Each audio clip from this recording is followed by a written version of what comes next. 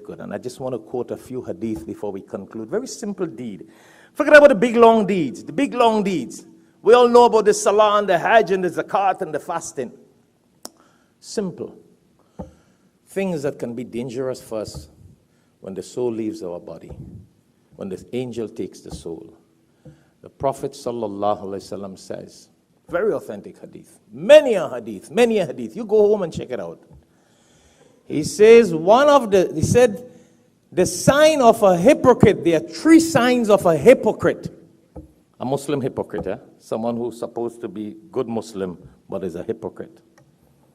1, when he speaks, he lies. Yeah, go check the hadith, very deep. So guys, you don't want to do that. When he speaks, he lies in his speech. When he talks to you, it's all a bunch of lies. When you give him something and say, could you take care of this for me? He's trustworthy. He might sell it. Yeah, you give him your car and say, keep this, I'm going to Pakistan on a trip to come back. By the time you come back, he rented the car, he sold the car, he's doing all kind of tricks. He's dishonest when you give him a trust to take care of.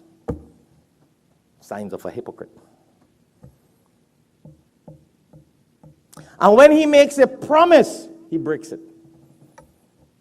You what? He breaks it. 3 signs of a hypocrite, the Prophet ﷺ. Very, very strong on.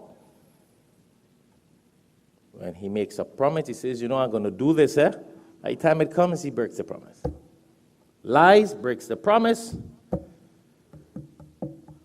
Very sad. Give him something, you forget about it.